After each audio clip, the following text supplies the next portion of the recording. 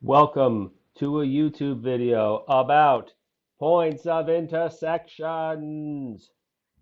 Let's begin.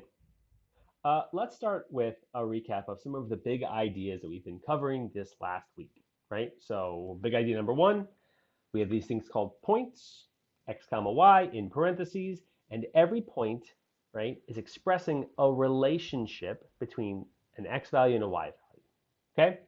Big idea, points.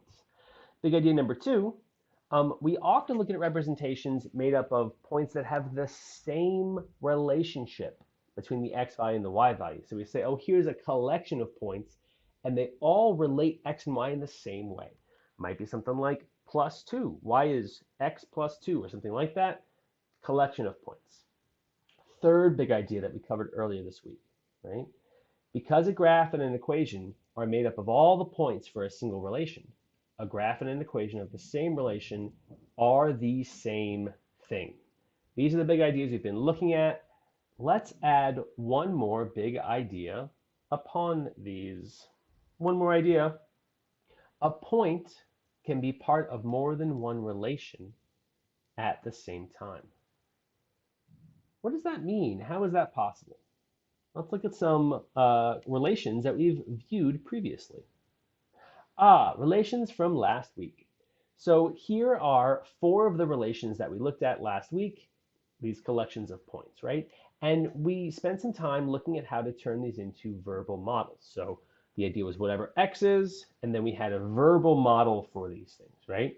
So whatever x is, y is 4. Whatever x is, y is twice x. Yes, 10 is twice of 5. Whatever x is, y is the square of x. 4 squared is 16. And then whatever x is, y is 2 more than x. Yes, 5 is 2 more than 3. So what do we mean when we say that a point could be part of multiple relations at the same time? Well, if we look here is the point 2 comma 4, and here is the point 2 comma 4, and here is the point 2 comma 4, and here is the point 2 comma 4.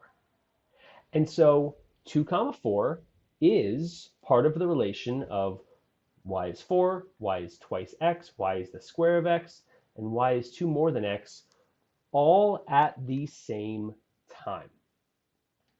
And I think this is like a slightly bigger deal than we take for granted because it means that like this point is satisfying these kind of specific relations simultaneously, but it also is like the other points aren't. Like 4 comma 4 is right over here, but 4 comma 4 isn't in any of these other relations.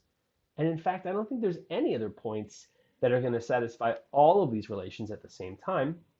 And we refer to this point 2 comma 4 as a point of intersection between these different relations. Let's see exactly what that means. Point of intersection. Okay, so we say two relations intersect when they share a common point. So that's the kind of verb for it. They intersect when they share a common point. This point is part of both relations because both relations describe the relationship between the x value and the y value of that point, but in different ways. Okay, that's how 2 comma 4 is in all those relations.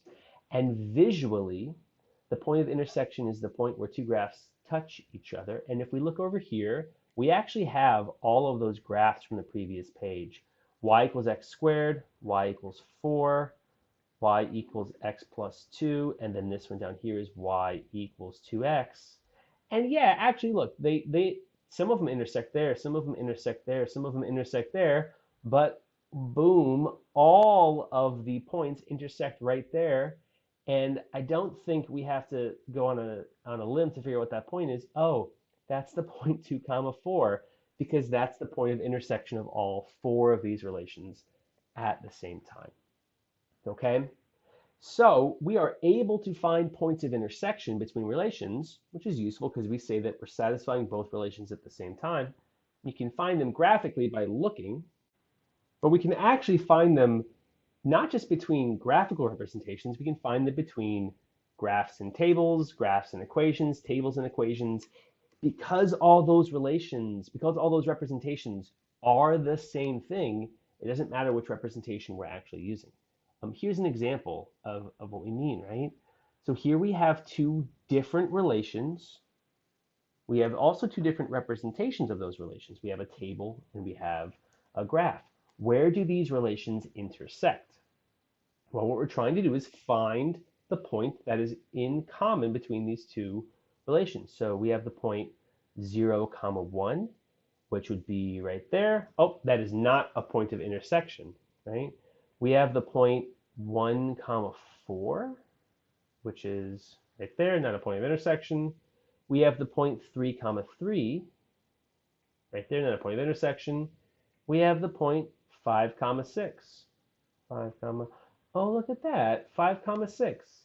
5, 6 is a point of intersection. We would say these relations intersect at 5, 6. Just to check the other points, we know 6, 7, that's here, not a point of intersection. 9, 9, oh no, that is not a point of intersection. And this last one, 15, 11, I mean, that's not going to even fit in this window, but it's going to be like somewhere over there, it's somewhere like that. Not a point of intersection, right? The only point of intersection that we had was that 5, 6. And so we would say, oh, 5, 6 is the point where these different relations intersect, okay? So to kind of put it out really clearly in words, it doesn't matter what representation you are using. We still call this a point of intersection, even if you're talking about an equation in a table, because they're still made up of points and they're still intersecting.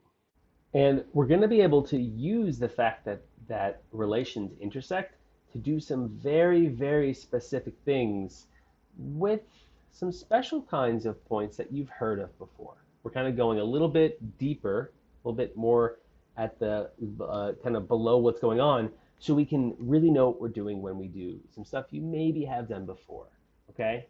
To me, that's a big deal. To me, that's a boosh. Hope y'all doing well. Peace.